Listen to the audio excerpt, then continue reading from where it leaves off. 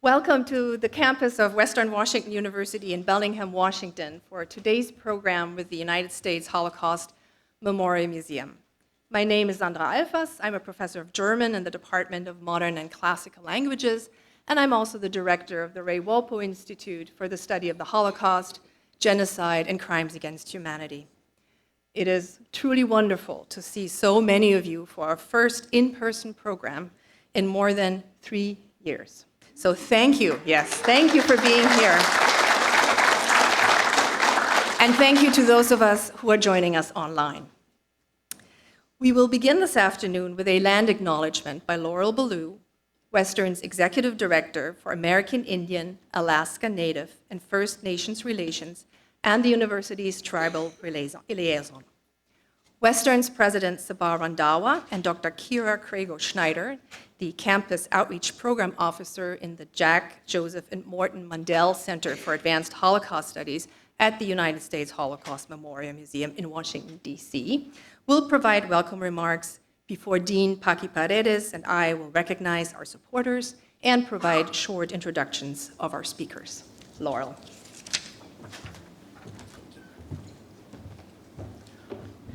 Good afternoon. Thank you all for being here. Thank you for your presence here today. I introduce myself in my ancestral names, which is Ses Yahamia and Si Katsbatsut. My English name is Laurel Ballou. I am the Executive Director for American Indian, Alaska Native, First Nation Relations, Tribal Liaison to the President, and I'm honored to open this event with the land acknowledgement. First, I would like to begin by acknowledging that we gather today on the ancestral homelands of the Coast Salish people who have lived in the Salish Sea Basin throughout the San Juan Islands and the North Cascades watershed from time immemorial.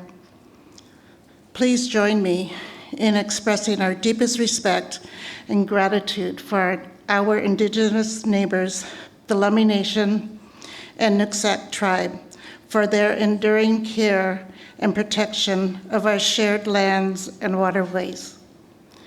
Second, as a Native woman, I appreciate Western Washington University has set the precedence for a land acknowledgement dedicated to honoring the Native people of this land. I would like to take this time to explain the importance of acknowledging the land that we gather on today. As Native people, we never owned the land, but rather we appreciated the abundance and the beauty this land provided for our people, and we value this practice every day.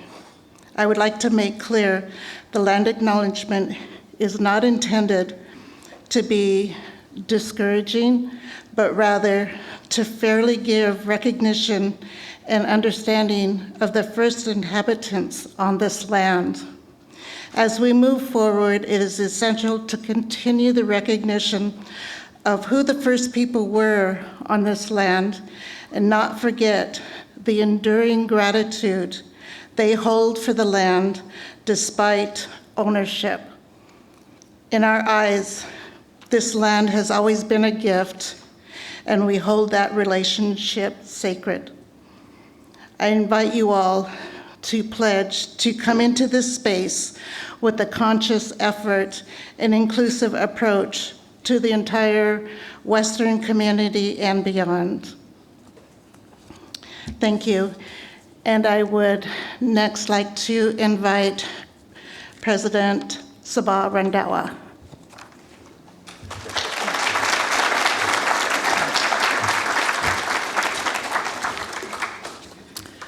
Laurel, thank you. Good evening, and thank you for being with us during this time of remembrance and reflection.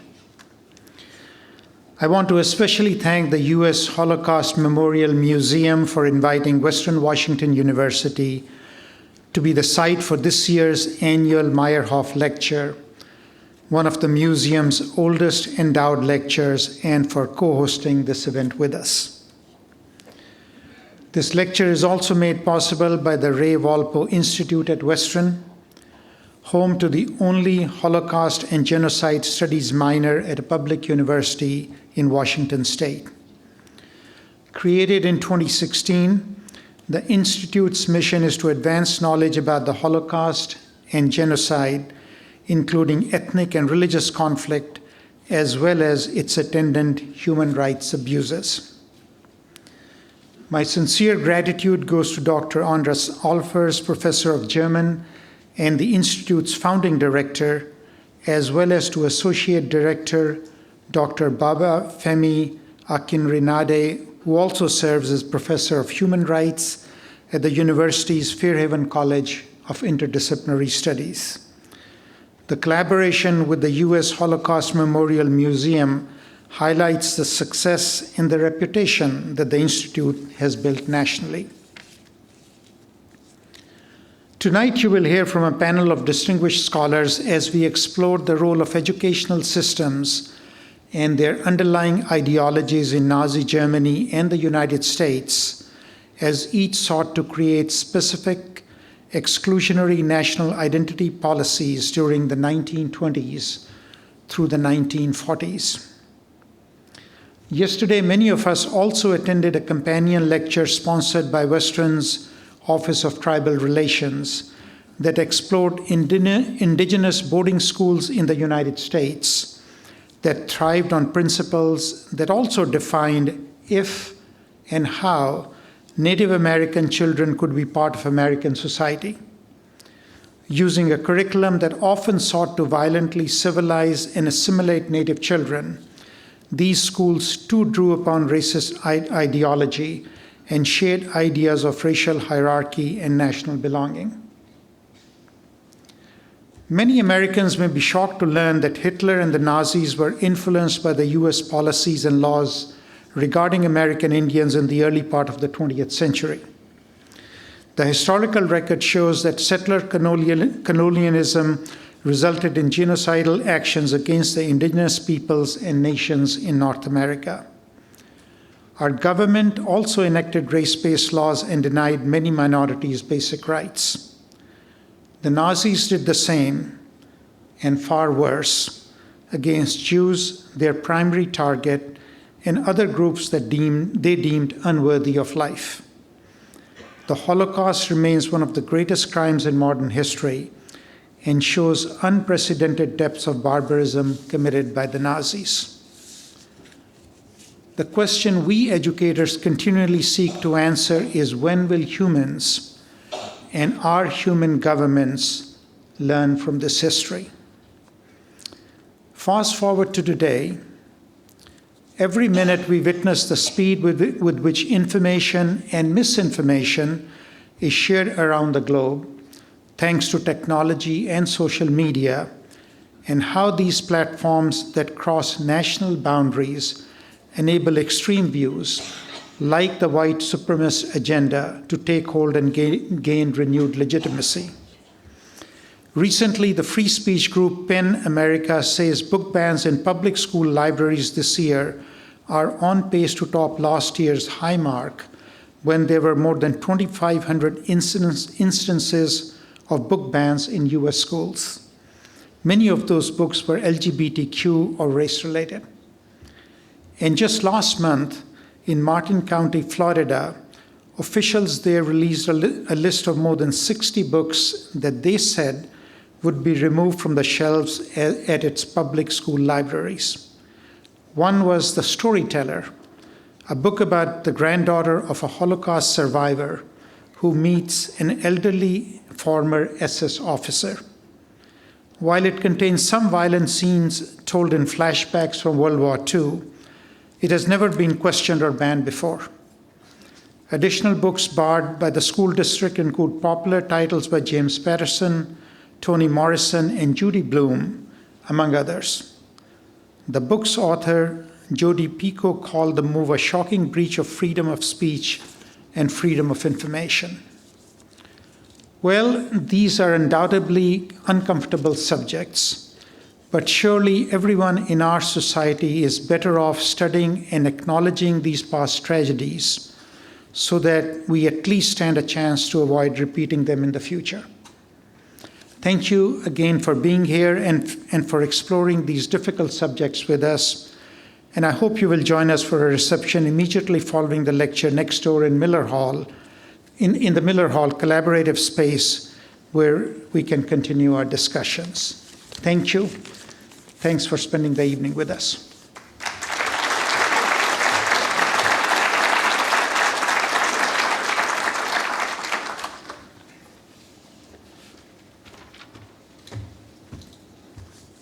Thank you. And thank you to the President for those words. It really is important that we remember that occasionally things in the past continue to affect us into the future. So I want to welcome you all on behalf of the partners at the United States Holocaust Memorial Museum. My name is Dr. Kiara Krago-Schneider, and I am the Campus Outreach Program Officer in the Jack Joseph and Morton Mandel Center for Advanced Holocaust Studies. Tonight, we are joined together by some really wonderful speakers and, of course, by our wonderful audiences to listen to the 2023 Joseph and Rebecca Meyerhoff Annual Lecture, Teaching Exclusion in Nazi Germany and the United States, Antisemitism and Racist Ideology in the Classroom, 1920 to 1945. We look forward to a robust interdisciplinary conversation about two distinct yet intersecting histories. Thank you for joining us this afternoon. Just a little bit of background, the Meyerhoff Lecture is made possible through the generosity of the Meyerhoff family and is organized by the museum's Jack Joseph and Morton Mandel Center for Advanced Holocaust Studies.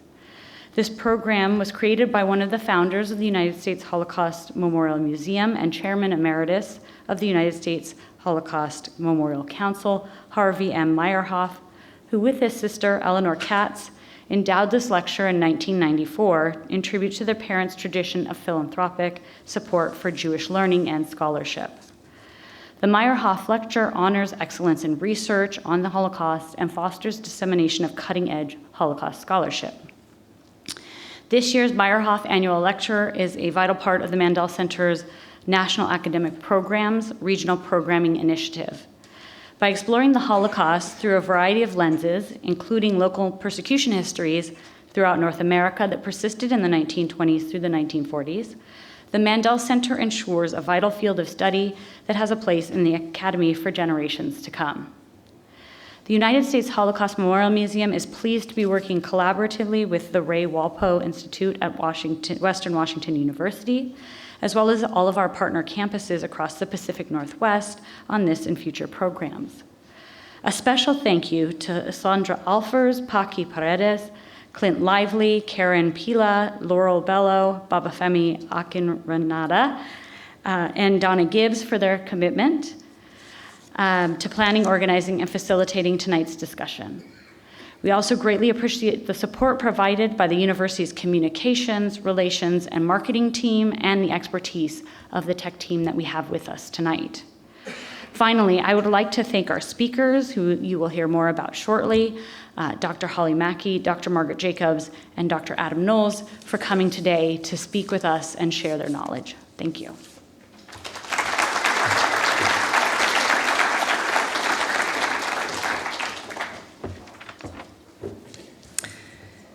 This week's events would not have been possible without contributions from our university and community sponsors, including the Friends of the Walpole Institute Fund. We are grateful to the many of you for making programs like these possible and successful. Please join me in thanking all of our supporters who are listed here with a generous round of applause.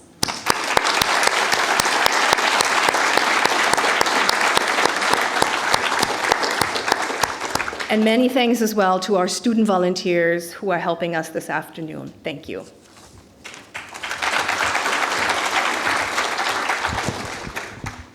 Thank you, everyone. Welcome. It's really nice to see a full room tonight.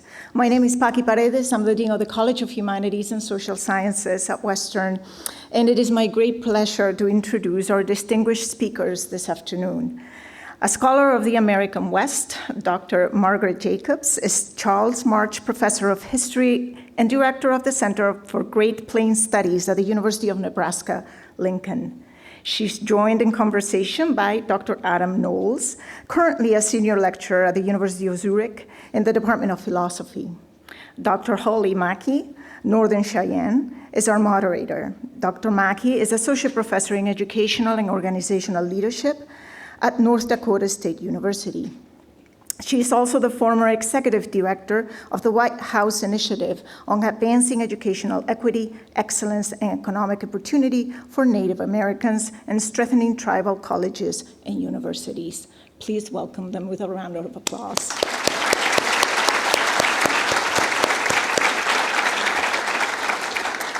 Let me tell you a little bit about logistics this afternoon, evening, so you have an idea of how the program will progress. Our panelists will speak for about 50, 60 minutes, and we will have then time for a question and answer period. Our volunteers have handed out pencils and index cards for you to write down your questions. We will collect the index cards with your questions after the conversation among the panelists is over. For those of you who are joining us at home, please use the chat function to ask your questions. Dr. Mackey will end our event with some closing remarks. After those remarks, we invite you to join us for an informal reception and gathering in Miller Hall Collaborative Space to continue our conversation there. Student volunteers will help guide you to the adjacent building, but to allow for a smooth and quick transition, we ask you to take a moment at this time and identify the exits that are closest to you. This will ensure that we can vacate the room as soon as possible and you will get to eat some nibbles as soon as possible. The bookstore will also offer the sale of our guests' books in the same space, in the Miller Hall Collaborative Space. Thank you all very much for being here. And with that, dear guests, the floor is yours.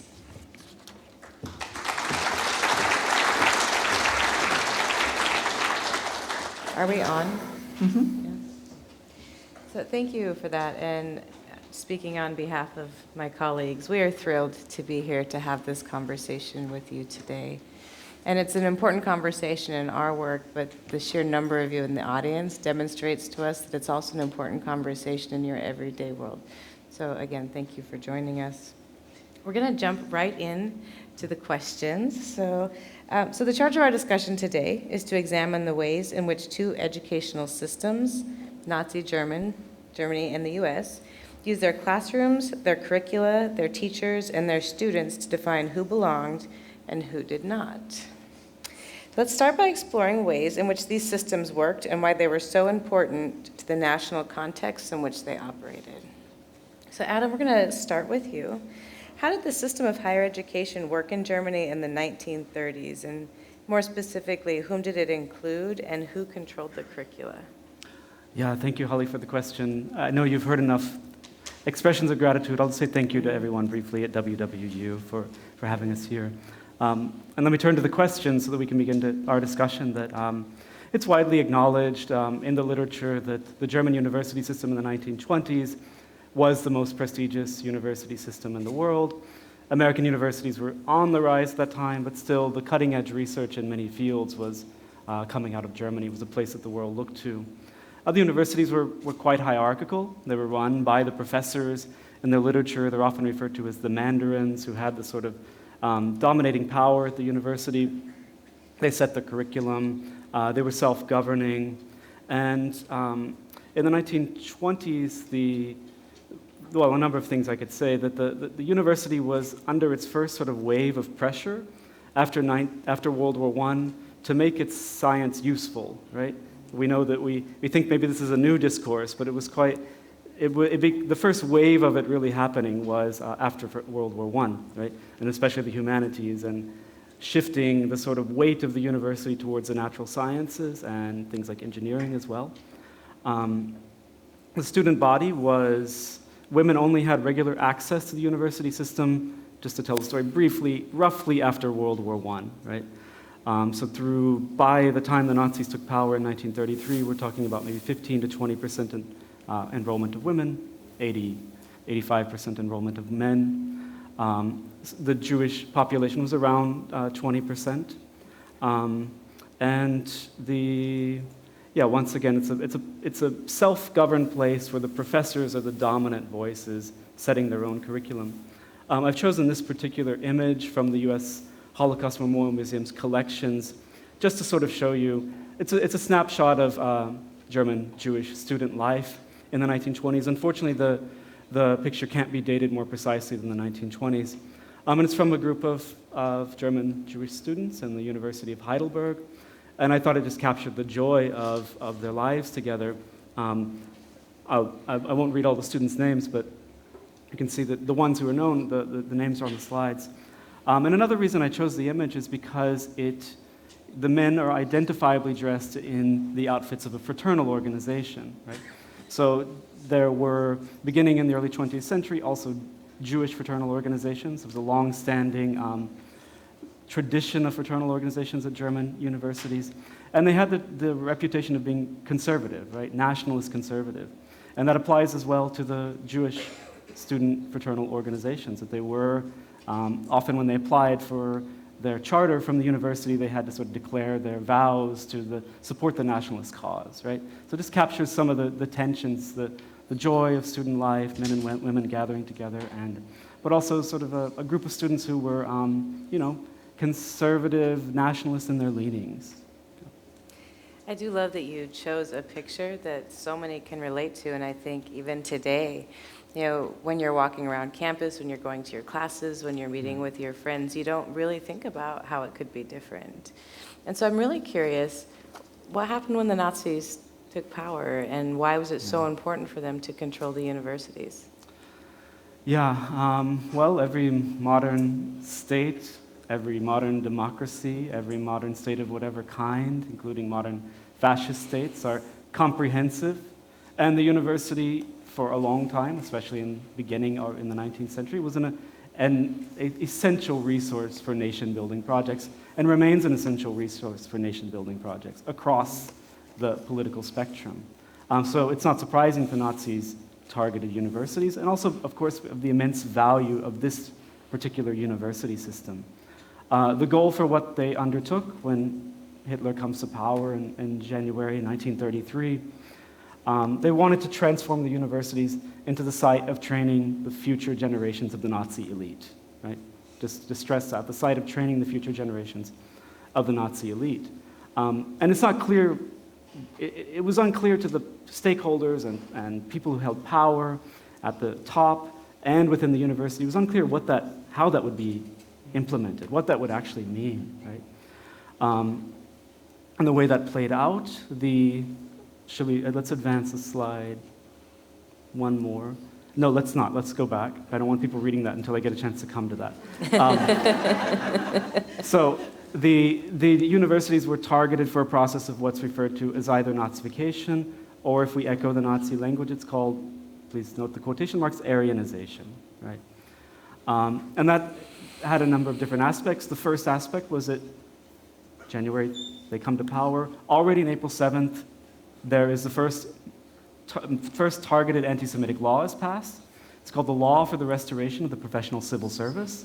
Nazis had a sort of perverse desire to name their laws in strange ways. Law for the Restoration of the Professional Civil Service. It applied to professors because professors were state employees, government employees, civil servants, right?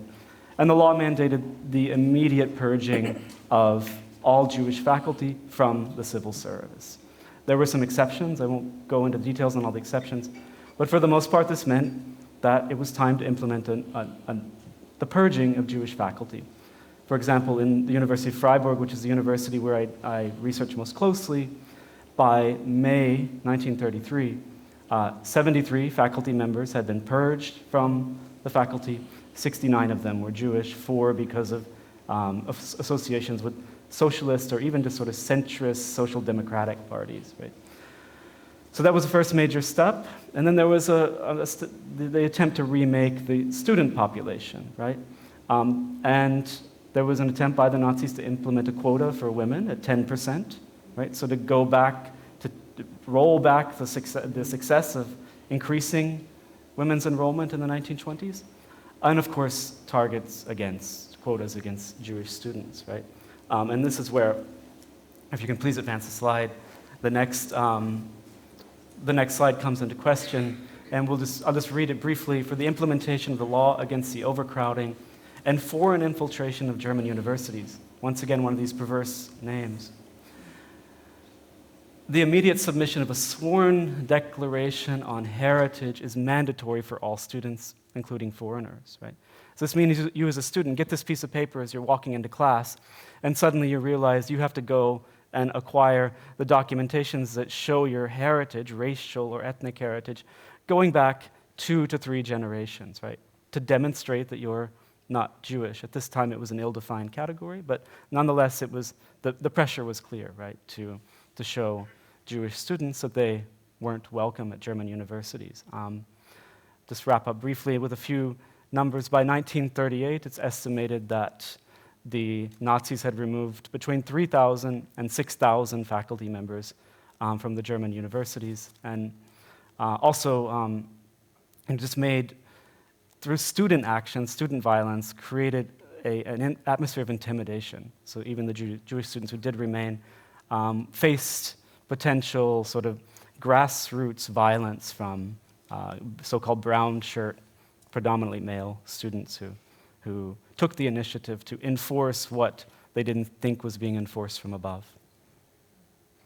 I find it really interesting to think about the ways that we're seeing parallels in our university systems in many countries today. And as you were just describing that, I was thinking about, as students, would we see it happening and would we stand up?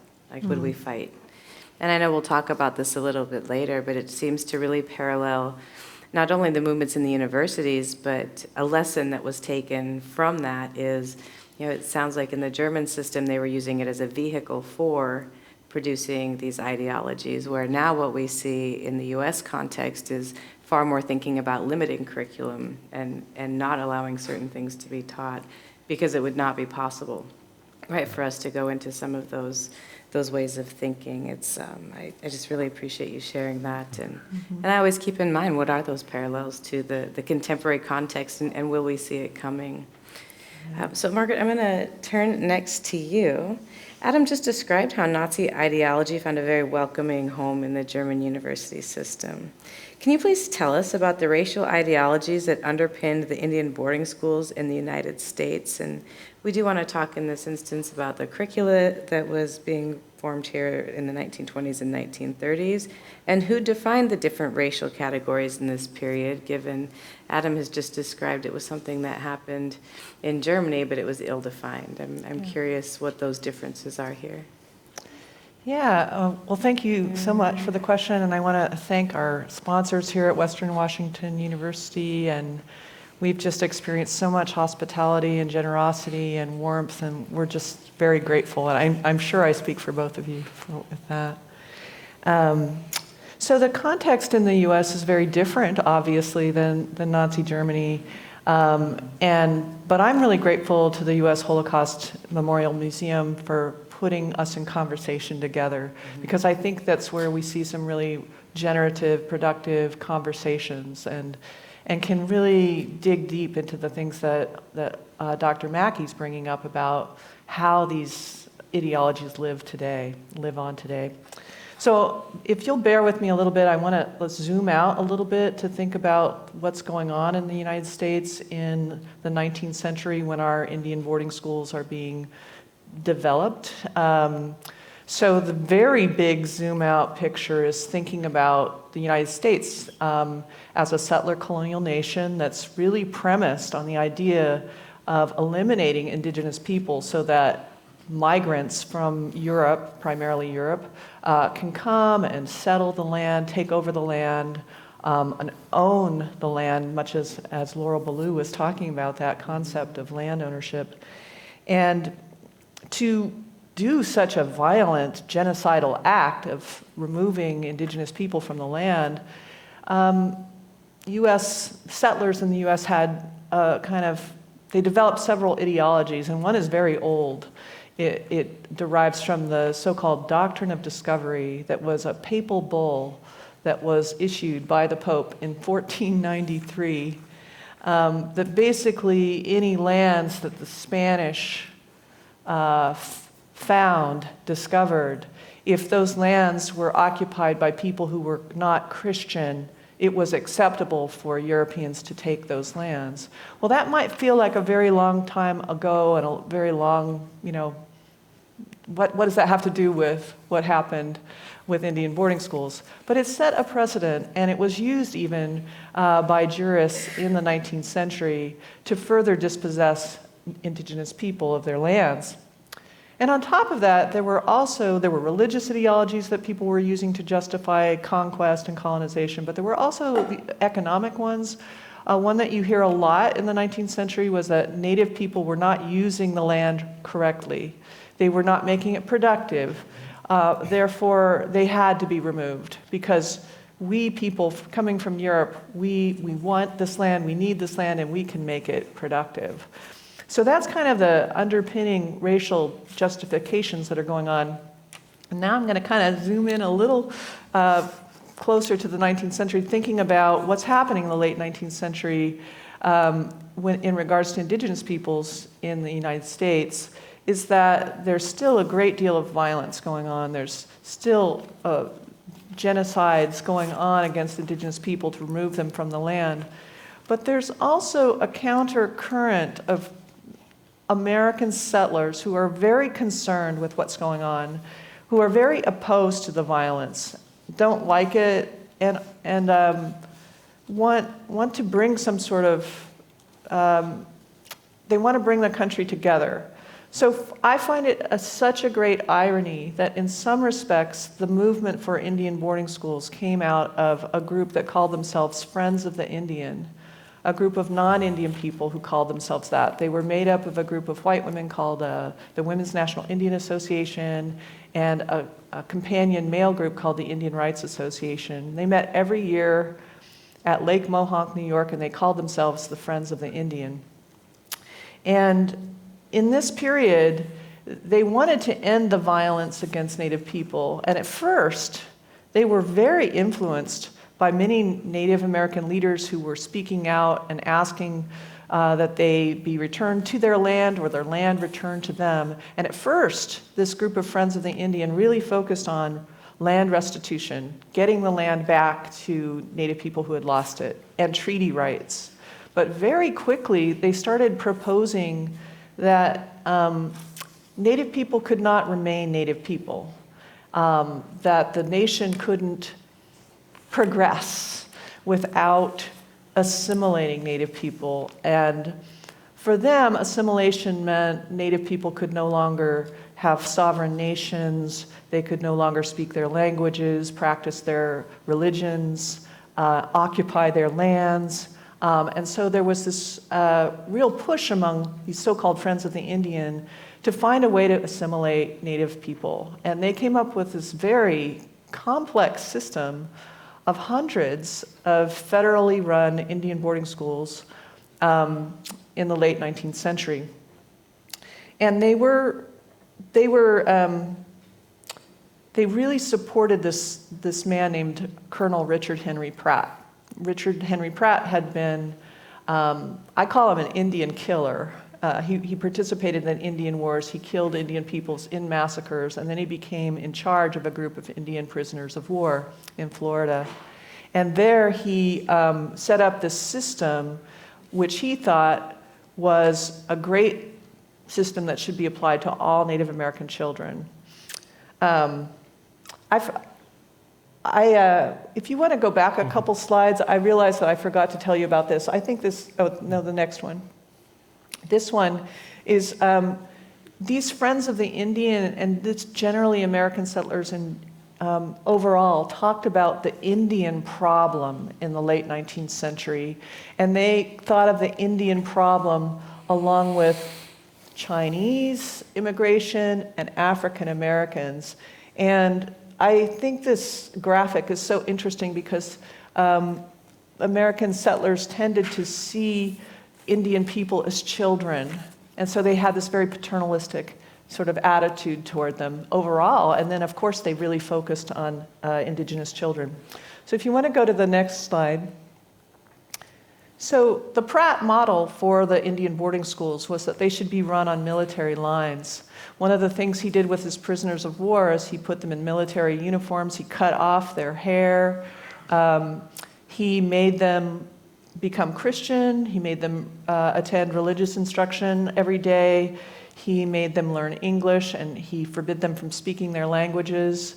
And he thought that he had, as he put it, rehabilitated these prisoners of war, which to him meant he was severing them from their culture and their sovereign nations. So he thought this was a great model for Indian children across the nation, and these Friends of the Indians supported this. So this is the Genoa Indian Boarding School, which is in my home state of Nebraska. And you can see where they lined up the children every day to do drilling, military-style drilling. They had uniforms. So you can see this was a highly militarized regime that the children labored under. So again, I apologize for taking so much time, but there's a lot of complication here, and I want to talk about the next slide. The American ideology was very different from the Nazis because it wasn't about purging Native Americans from education. It was about using education as a kind of weapon against them. It was more an assimilatory model. And they used, American settlers, officials and teachers used this very benevolent rhetoric about the boarding schools, a very paternalistic rhetoric about, like, we're going to save Native people by taking their children away from their families and communities and raising them up and bringing them into the fold of American society. What's so interesting is that initially these sort of Friends of the Indian, they had a kind of perversely egalitarian notion that Native people could be full members of society, but that changed really quickly. That was kind of an initial response. And you can kind of see it with this photo here, this aspiration. And you know, this might seem like, oh, that's an egalitarian response, but in reality, it's very much about denying people their right to self-determination and their right to sovereignty over their own communities, their families, and it's about taking away religion and identity. So despite the benevolent rhetoric, this was a very sinister and very difficult thing. Then the ideology really switches in the boarding schools, and the eugenics movement and the notion that there's this fixed hierarchy of races and that Native people will never be able to rise out of the low status that they have on the racial hierarchy, that becomes so prevalent. And so if you want to advance to the next one, the schools really become more like vocational training schools. They only allowed the children to work or to do any kind of academics in the morning. And in the afternoon, the children were subjected to basically domestic training for girls, farm labor for boys. The children ended up doing all the labor of running the schools themselves. If you want to advance to the next one, I think this is so interesting. This student record shows you the curriculum that they were teaching in the schools academically. But what I think is so fascinating about this is how much emphasis they put on what the kind of vocational skills the children were learning. And you know, this young woman did 80 weeks of home economics, laundry work. And what they often did once the children were trained in the schools is they would place them with families in the region, non-Indian families, as really low-paid servants in the case of girls or farmhands in the case of boys. And if you want to go to the next slide. Yeah, thank you. Perfect. This shows the boys being trained to do the farm labor. And this also is at the Genoa Indian School. And incidentally, this was really a profound shift for indigenous communities because it was women's who did the agricultural work in indigenous communities that practiced agriculture. And for these schools to then impose this new gender regime in which boys were now to learn and do the farm work and girls were to do something very different and have a much more subservient role, this was really a profound shift. So I think I just want to wrap this up very briefly, that it was very deeply problematic, this idea, even though it seems so much less horrific than purging all Native people out of the society through education. But this assimilatory agenda also was about elimination, but elimination in a different way. So I apologize for the long-windedness. There was a lot of information to cover, and I promise my next answers will not be so long. I think setting the context is really helpful, and we can understand the parallels a little bit differently. You know, you had spoken about the doctrine of discovery, right? And you had spoken about the ways, using your quotes, like to Aryanize, right, the universities, and we're talking about institutions in many ways, and we want to talk about individuals as well.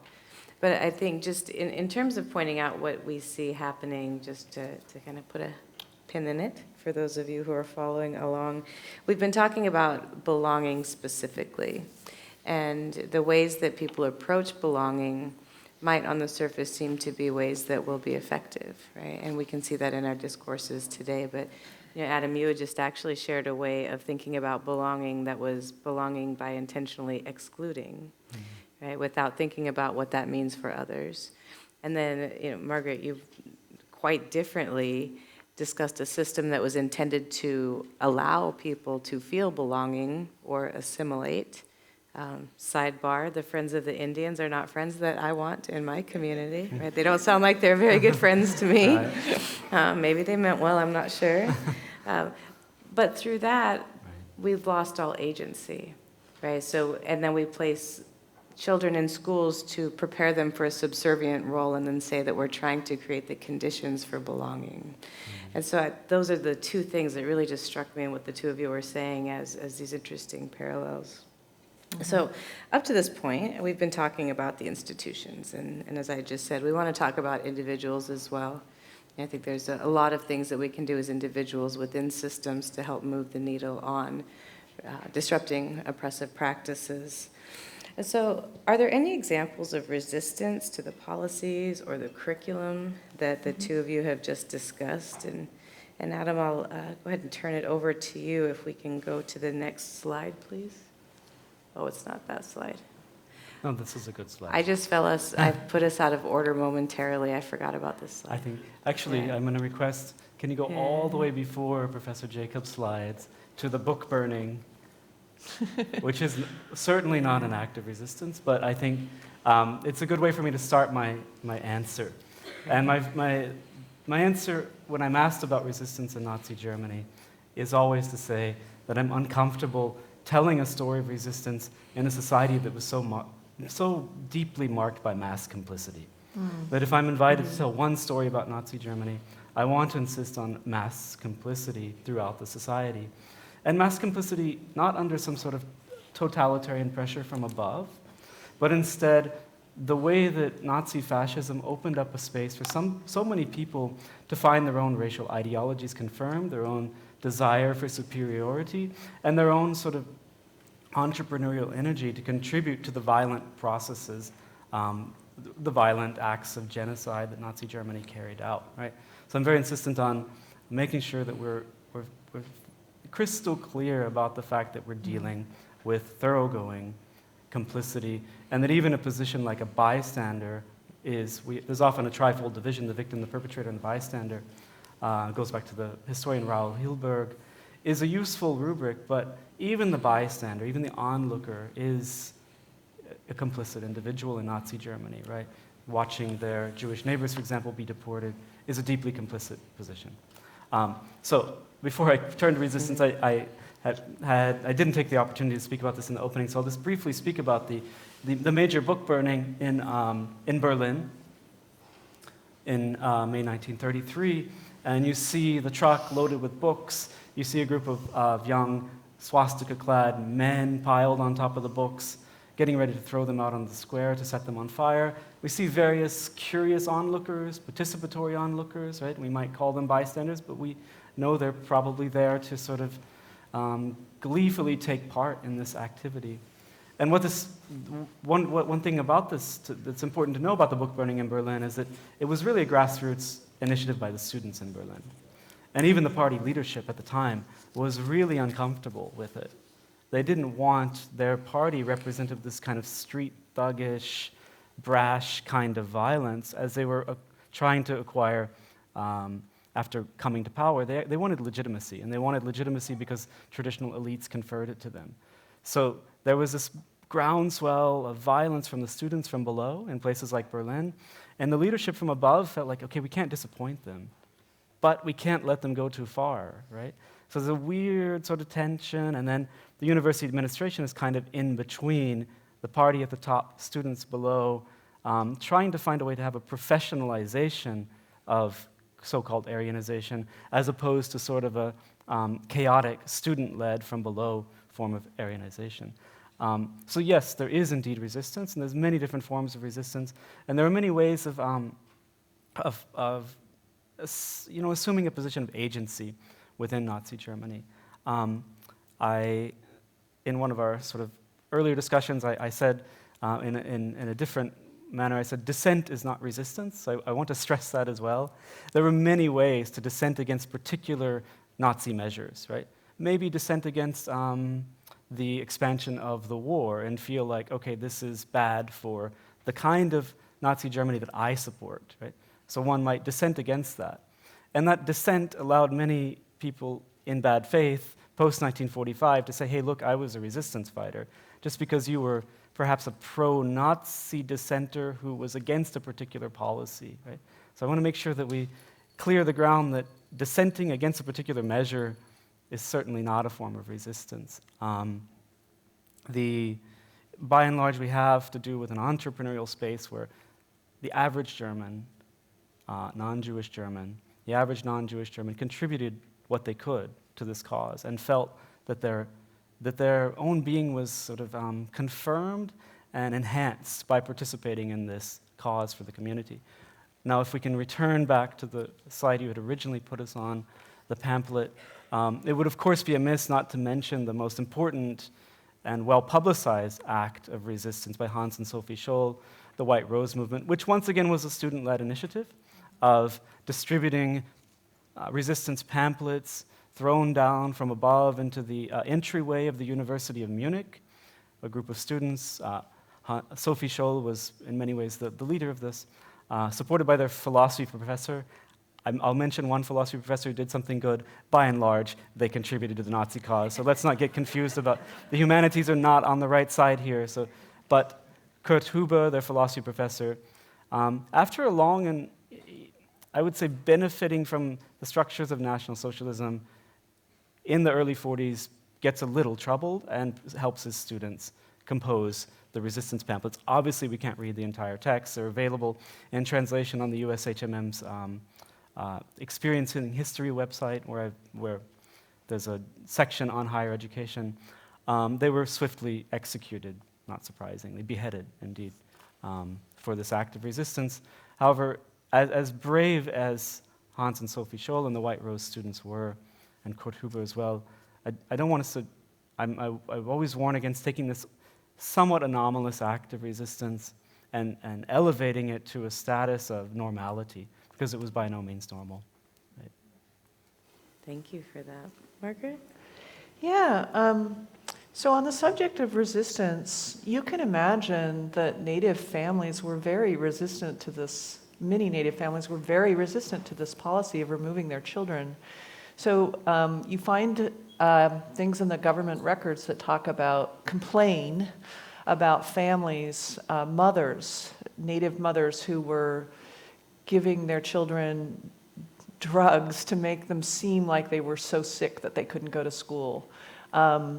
You see authorities saying things like, well, we withheld their rations, but they would rather starve than send their children to school. And if you're not quite sure what rations are, when Native nations entered into treaties with the U.S. government, they often gave up rights to hunting, rights to the habitats that they had used to gather food or hunt or grow food. And often they were put on reservation land that was very unproductive and very difficult to grow food and harvest food. So the government issued these rations. And I always thought how incredible that they're withholding rations to make families send their children to school. But still, families are resisting that. Some families sought to, you have really interesting photos of there'll be a Indian boarding school out in the middle of nowhere, and there'll be teepees around it because families will have come and camped there so that they can be close to their children and see them sometime. They would write pleading letters to officials at the Bureau of Indian Affairs asking that their children be returned home for the summer at least. And usually the letters will be marked by an official saying, oh, we can't do this, or, we said okay, but only if you pay for it, and most families couldn't pay for these things. Some children themselves resisted by running away from the schools. Runaways were very, very common, but if they were caught, they were often just punished so severely, often put in solitary confinement, beaten. Some Native people became really intense critics of the schools, and one that I really always like to talk a lot about is Gertrude Bonin Simmons, she was Yankton Sioux.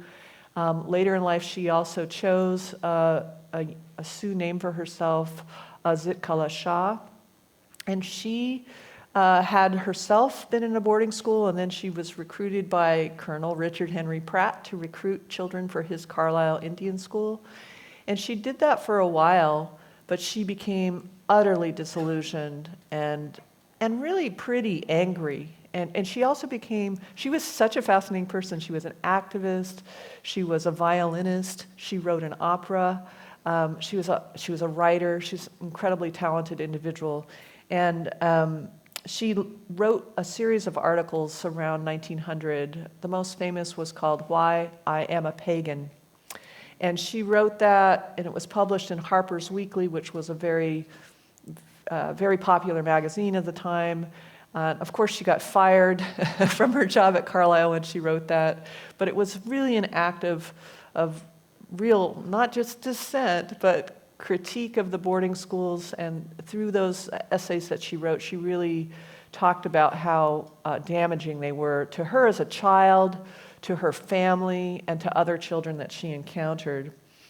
There were also some non-natives that were critics of the schools, and interestingly, some of them were white women who took jobs at the schools as teachers, and they became sometimes disillusioned, like Zitkala Shah, about the brutality that they saw around them and the inhumanity against the children. And sometimes they filed reports, which you can find in the archives. Sometimes they were fired for these things, but sometimes it was more like what Adam was talking about, where their dissent was more like, oh, we just think we could run the schools better than you do, So it was like they were critical of the schools, but not because they were critical about the very basis for why they were in existence, but they were critical because they thought, oh, I'm better. I have a better way to run the school. And one final thought about there's other kinds of agency than resistance too. And I think it's really important, I think that Holly, you were getting at this, that we never should see Native people who had to experience these schools as passive or total victims, because they were trying to find ways to make use of what happened to them in these spaces. And so, for example, there's a wonderful scholar named Brenda Child. I believe she's from Red Lake, Minnesota. She's a Anishinaabe. And she wrote a book about her own family's experience of the school called Boarding School Seasons. And she talks about how her family used the schools as a strategy, in all sorts of ways. When the Great Depression hit in the 1930s, her family was destitute, and so they actually willingly sent their children to school in that period because they wanted to make sure their children had enough to eat and shelter and clothing. But she also talks about some Native families were very strategic about the schools. They felt like they had to comply with this policy, but if they were going to do it, they were going to try to get their children all to go to the same school. All the siblings would be there. Or they would try to get work in the schools themselves so they could be there with their children sometimes. So there were lots of ways that Native people took agency in these very dire situations and tried to turn education from a weapon to a tool for themselves. But of course, that was a very difficult balance. Sure, thank you for that. And just a reminder, you have note cards, write down your questions. If you're anything like me, you have a lot of them. And I've had the pleasure of having these conversations for several days, and I still have so many questions for you. But we are getting closer to the Q&A time, and we want to make sure that we have plenty for that. So I'm going to just pose one more question to you.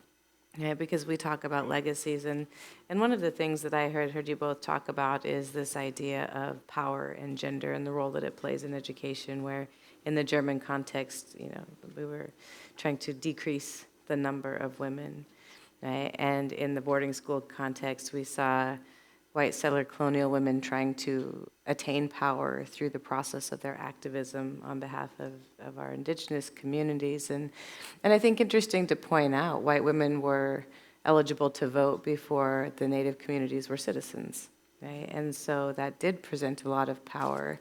And so we have to think about those things. But the Cheyenne have a proverb where a nation is not conquered until the hearts of its women are on the ground. And I think it's fitting, right? It's really fitting right now, because not only are we thinking about the racial ideologies that go into these education systems, but we see a very distinct way that women are removed from the equation, because we all understand the power that can come from women when they come together and they want to affect change. So I'm really glad that that is a theme that came out today. And I think also, to your point, as you were talking about the pictures of the lodges around the buildings, in my home community, the town is still built in concentric circles around the tribal school because they built homes where the lodges were. So if you were to go to the Northern Cheyenne Reservation and visit, you would see that those circles are still in existence there, and it's the legacies, right? And I think that's the question I want to leave you with. We're talking about this as if it's so far in the past, and Native scholars fully well know that most people think these things are very much in the past, when I don't know a single Native person who isn't either a boarding school survivor or a direct descendant of a boarding school survivor. And that's really, really current, right? And we also know that these racial ideologies are playing out in interesting ways across Europe and spreading over into the US in different forms that we have not really seen before here. And so what is the lasting legacy? We talk about World War II ending in 1945 and assuming that ideology ended there, when we well know it did not.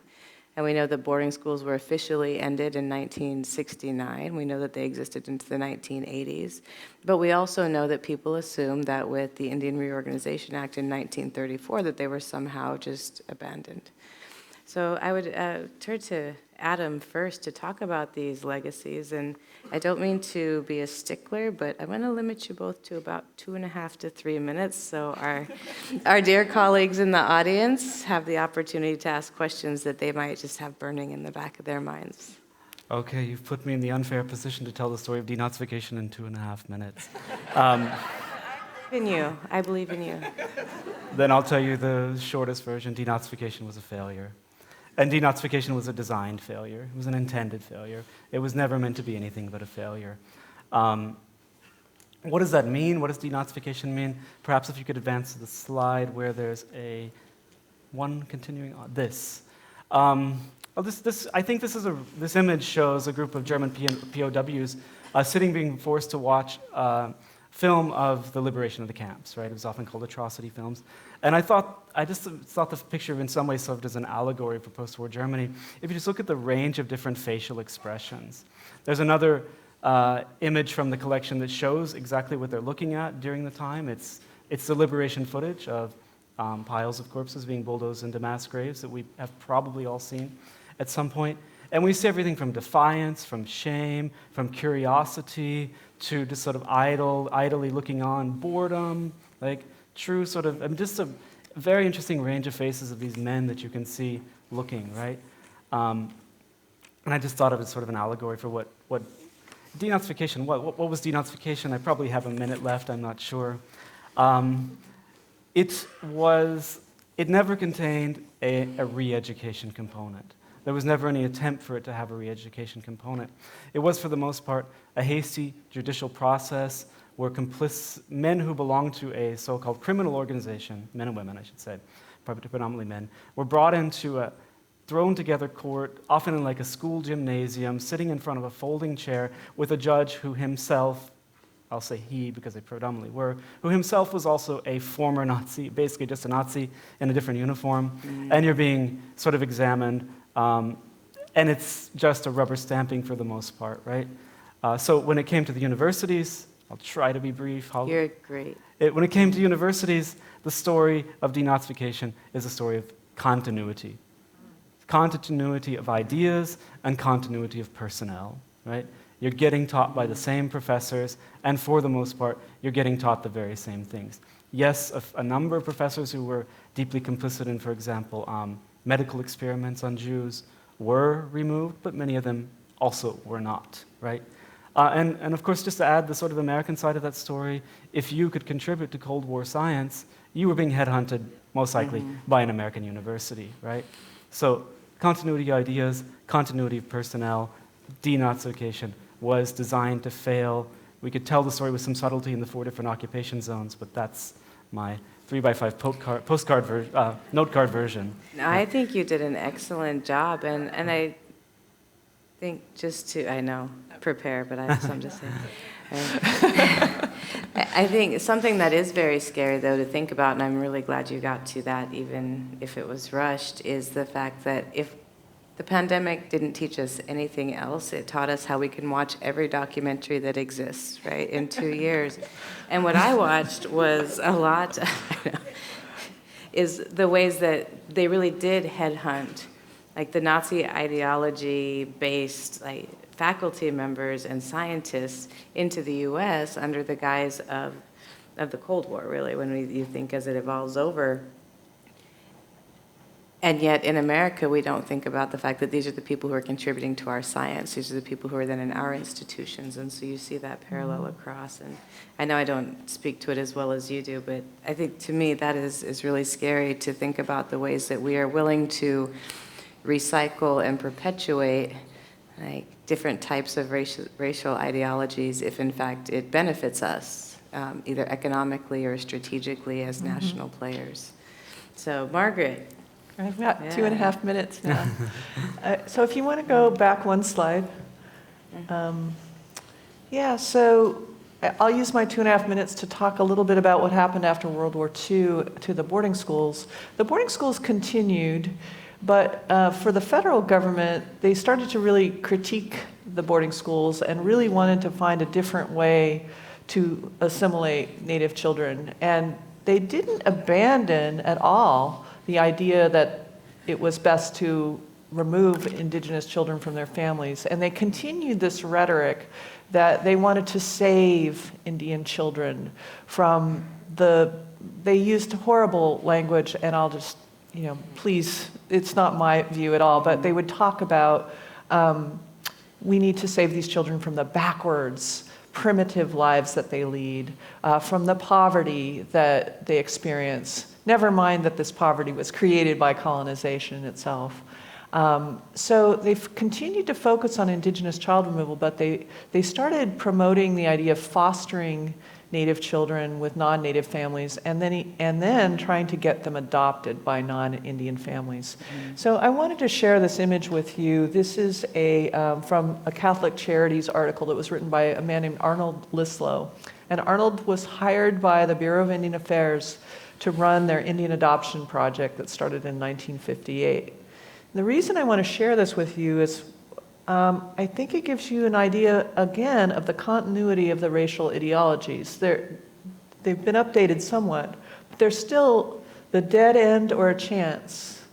This continuing stereotyping of Native communities as places that are unhealthy for children and from which children must be removed.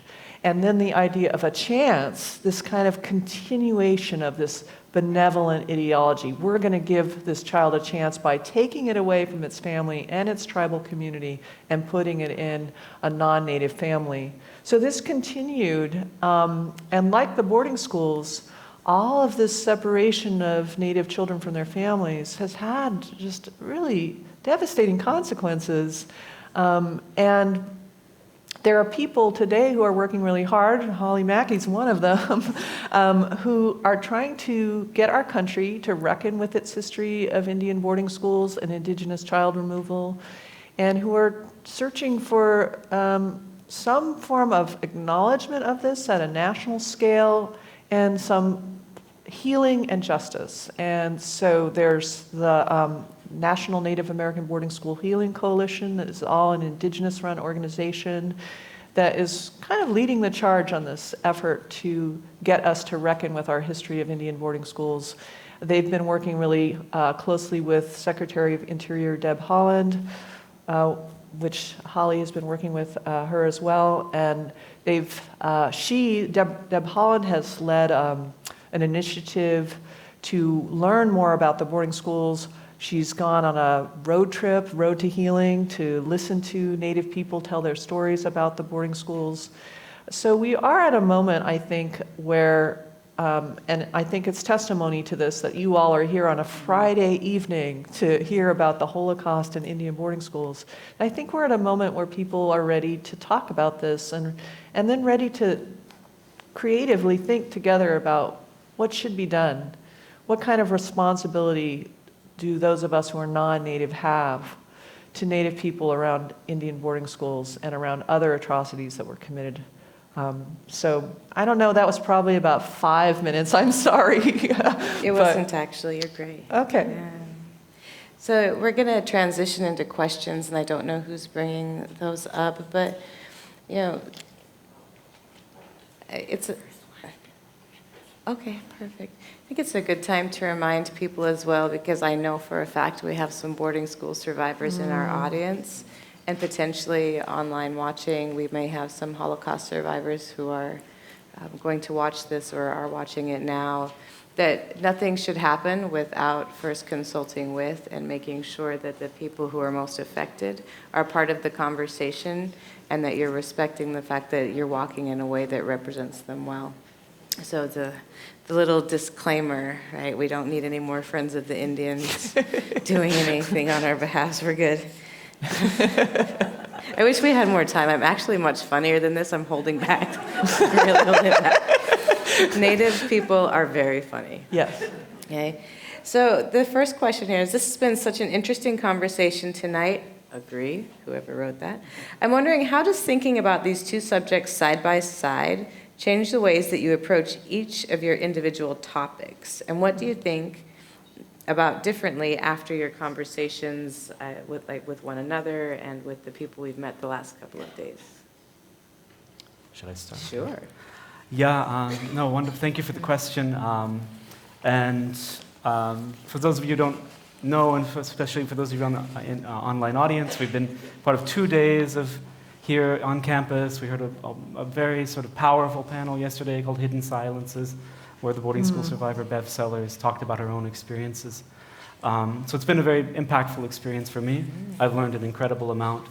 We visited Northwest Indian College today, and I learned a lot about the wonderful work they do on a shoestring budget, trying to provide education under difficult circumstances.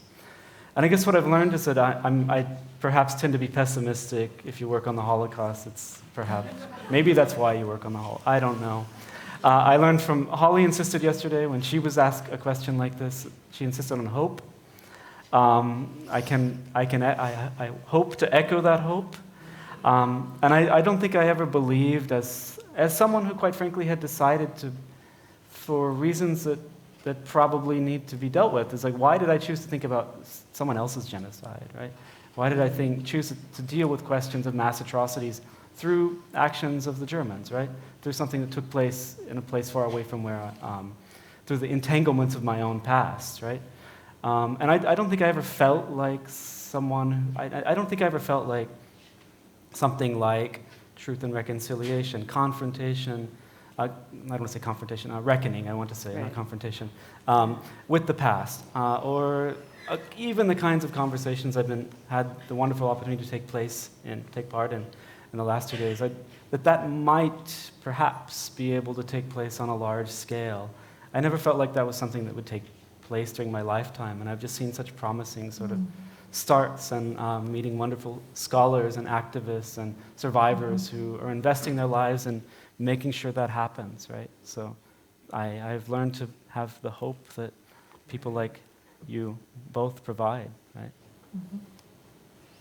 Yeah, I would really echo that, and I think that one of the things I've really learned, it used to be when scholars of Indian boarding schools or activists who were really cared about boarding schools would bring up in a conversation about genocide, if they brought that up, there would be kind of almost a scolding, like, like we can't talk about the Holocaust and Indian boarding schools at the same time because they're so different, and we would be doing a kind of disservice to the horrific experience of Jews during the Holocaust if we talk about Indian boarding schools as another form of genocide.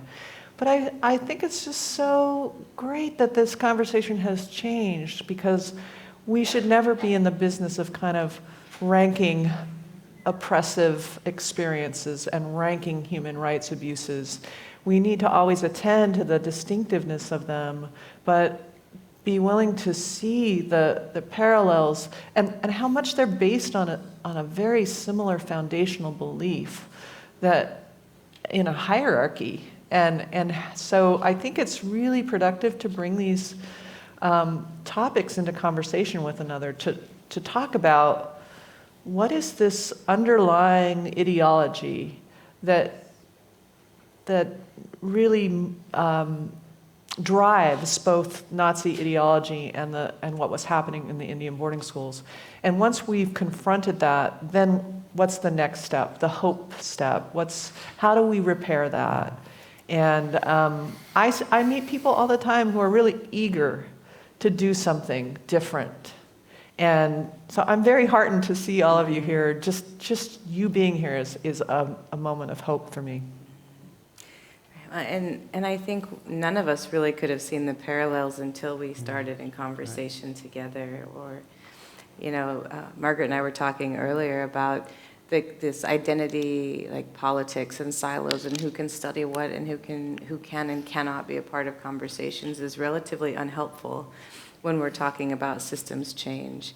But we know that settler colonial logics and colonizing logics in general are intended to create the conditions where we feel in competition with one another. So one of the things we'd really like for you to take away from this before we move on to our next question is that we need to think about how to listen better, right, to one another, to really listen, not just look through people and think about our answer to them, but also think about how we can work together to start to break down the residue of these settler colonial logics, which tell us you can't talk about the Holocaust and boarding schools in the same conversation, because the suffering of human beings should concern us all. And we should be telling these stories, and we should be talking about it, because keeping it silent doesn't allow us to create change. So the next question, I kind of felt like that one I could answer it because it was directed at all of us. So in Germany, the public were complicit, even in their dissent. How did the non-native public in the US respond to the schools? Were they aware, or did they even care? Oh, I'm really happy for that question. And I will bring it real local. I went way out here, but I'm going to be real local about the Genoa Indian School, because I am running a project called the Genoa Indian School Digital Reconciliation Project, and we're trying to get all the records of the school back to their tribal owners, and but doing it digitally. But anyway, in doing some research on Genoa, I was really astonished to learn.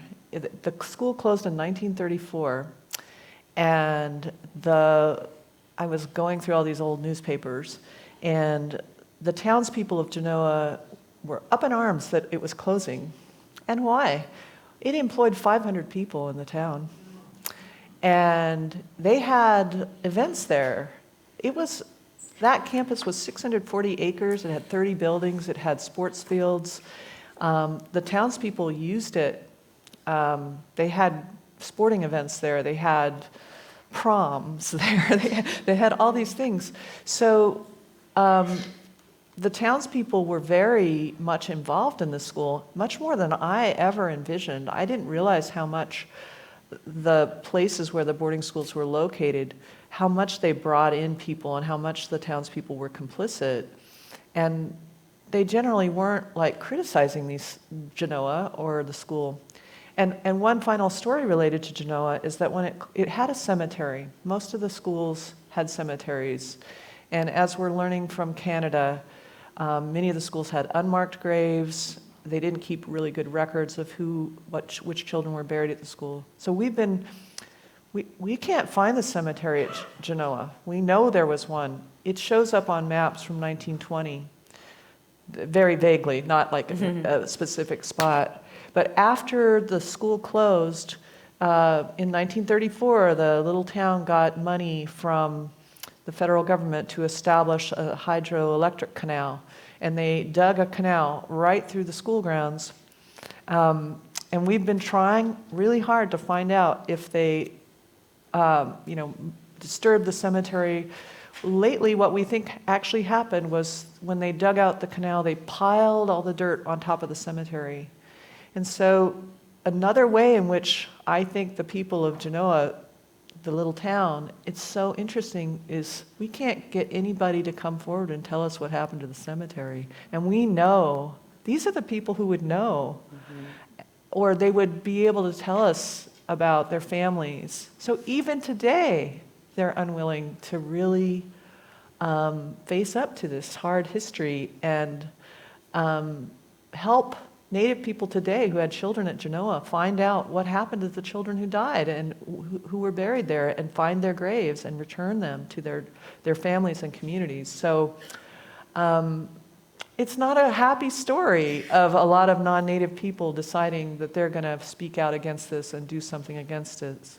There were people who did that, a lot of the teachers in the schools, but not enough to make a really substantial difference. Right, and I think interesting in that too is when we go into government records, when we go into some of the early literature, keeping in mind that it was written from the lens of the government who were enacting, right, these policies, and non-Native scholars. So I would encourage you to get into some of the more current literature. I know Denise Laja-Madere just has a book out. We have Brenda Child's books out. And think about what that looks like from a Native lens. I know if you're a historian and you're in the room, oftentimes we go to original sources. And with my tribe and understanding the Battle of Little Bighorn and knowing the ways that what is reported as happening and what the Army journals say compared to what our traditional history says are two very different, I would encourage you to make sure that you're thinking critically about what you're reading and questioning that lens. But we're going to shift to the last question, and I apologize, but we have the reception if you have additional questions. And this one, Adam, is for you. It said, what is it, and this is a great question, whoever wrote this, by the way. What was it that the Nazis saw in Jews and women that led them to try to remove them from the universities? Yeah, it's a very good question. It's a really good question, yeah. Well, I mean, we should be clear about the fact that removing Jews from the university and the same law that began to remove them from the universities was a law that was removing them, assigning them second-class citizenship, right? And it was the first step in the process of preparing society for the annihilation of the Jews, right? And preparing society as well for, in the annihilation of the Jews, the mass murder of Jews was part of a larger demographic remaking of the German people, right? So-called German people. Part of a much larger demographic project of the so-called holistic body of the people, and that everyone who was labeled as ethnically German and not excluded had the duty to contribute their total productive and reproductive forces to the fascist state, right? Duty to contribute total reproductive and productive forces to the fascist state. So we're talking about a total remaking of society. And according to the Nazi plans that were in part enacted, the total remaking of the entirety of Europe as a place for the flourishing of the so-called German race, right? So what role does the gender roles have to play is that women were to produce for the leader, for Führer, right? Reproduce for the Führer. That the German stock, once again quotation marks, needed to replenish itself and needed to revitalize itself from the Jewish-dominated reduction of population that the Nazis believe had taken place in the 1920s, right? So we have, combined with the eradication of homosexuality, enforced heterosexuality, and then a forced gender division where it's the role of German women to reproduce for the Führer, and it's the role of German men to fight, to commit mass murder, and to carry out the masculine projects that a fascist state expects, right? Thank you. Oh, do we have two more questions? Okay, perfect. Thank you so much. So I think this is going to be for both of you. Could you discuss how elementary-aged, very young children resisted in residential schools? Oh, I'm sorry, Margaret, more for you. Oh, yeah. God, that's a hard question. Just thinking about some of the stories I've read. So, for example, elementary school children, I'm just thinking of it's the terror that comes through the memoirs, the oral histories of Native people who experienced the schools. You know, this was such a foreign experience to be swept away from your family and put in this cold, hard institution, and everything's so unfamiliar. The food is unfamiliar. The regime, I mean, they made children get up. They had bells and whistles that would go off all day long to tell the children when they had to, go wake up, take a shower or wash themselves, go to eat breakfast, go line up in their military uniforms, go to class. I mean, everything was so regimented and it was so very different from their home communities. And so a lot of the memoirs and oral histories are full of this terror, bafflement. And so one of the ways they resist, though, is they seek out their siblings. So, for example, at night, they tried to keep siblings apart. So siblings would try to find each other. They'd often sleep with each other at night for comfort. There's a wonderful book called The Middle Five. And I have this bad habit of forgetting authors' names, but maybe somebody can look that up while I'm speaking. Middle Five by an Omaha Indian man. And it's just fabulous because this gives you a sense of what the children did and how they coped with this. So these children who were Omaha, the boarding school was on the Omaha reservation, but it was far from their families. But sometimes they would run away and they would get, delicacies from their families, like pemmican, and they would bring it back to the school. And in this book, The Middle Five, the author talks about meeting in like a little outbuilding and building a little fire and sitting together with his friends and speaking in Omaha and eating their pemmican. So there were acts like that.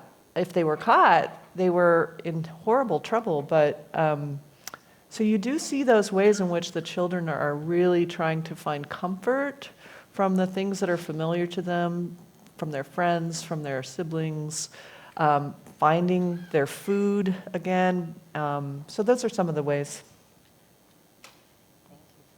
Yeah, and I just adding slightly, I've heard stories from Anishinaabe community members where there was a process, like the kids knew to go hide in the woods, or they had the old refrigerators and they would hide and they'd like close them. And I think that's an interesting skill set. And we had a question about trauma and youth development yesterday that I thought, man, like these kids were smart to figure those systems out. And one of the first tribal council leaders, Fort Belknap Indian community, actually jumped off the train on his way to Carlisle, ended up having to learn English on the way back to north central Montana where his people were, and then was able to be a translator and help negotiate some of the treaties and the establishment of the reservations. So we do see these incredible stories of resistance of very young people. He was 8 at the time, I believe, when he jumped off the train. And I don't know about you, but at 8 years old, I could not have made it from Pennsylvania to Montana, right, on foot. So I think that it's an incredible story of resilience. And I don't use the word resilience often because I think that it's become a little bit lacking in meaning and covers a lot of things. But for this, I think these children, resilience is the good word. So now the last question, unless something else comes up between now and when you're done answering. My grandfather is a Holocaust survivor. I had the privilege to hear his story of peeling potatoes in a Nazi prison camp alongside professors from the greatest universities in Czechoslovakia. What would you recommend to the audience to empower the next generation to keep these stories alive? Yeah, no, thank you. That's a wonderful question. And of course, as the Nazis proceeded eastward and conquered neighboring countries, they purged the universities, especially in Poland and Czechoslovakia. So what would I encourage? I mean, it sounds like you're already doing it in some ways. You're here, you're asking a question. I mean, the availability of wonderful resources for learning about Holocaust and genocide studies, something that as recently as 20 years ago, it would have been very difficult to find a place where you could study it in depth, right?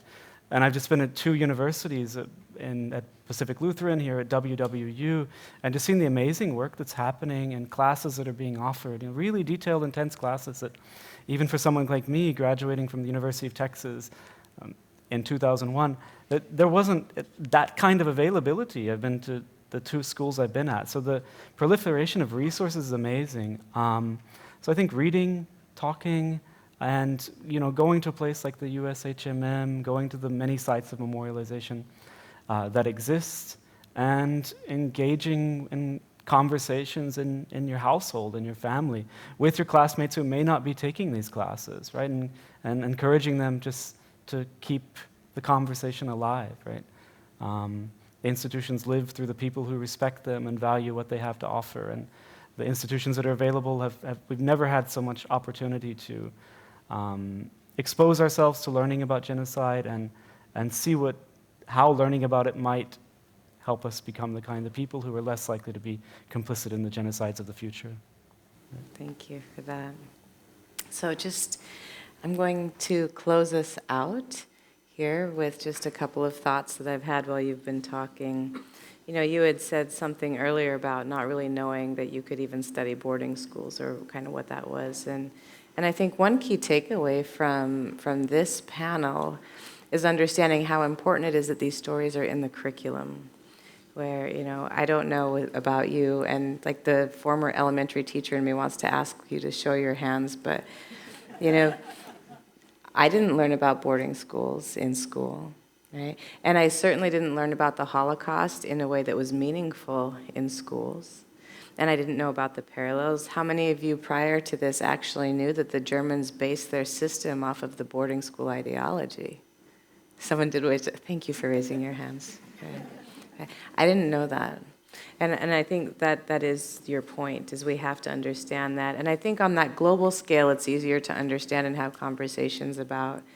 But because we are, right, in coastal Salish land, on coastal Salish land, I do want to point out we have the boarding schools in the state.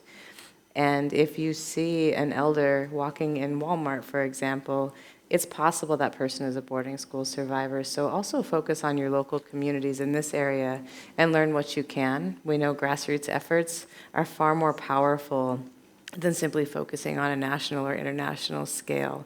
And we need everybody in our own communities to be doing everything they can to keep these stories alive, to make sure that the centers continue to exist in the universities, to continue to have it in our curricula, both at the higher ed and elementary and high school levels. So thank you so much for coming today.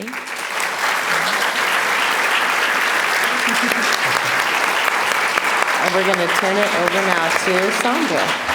Thank you so much. I would like to thank the speakers tonight, the United States Holocaust Memorial Museum, Dr.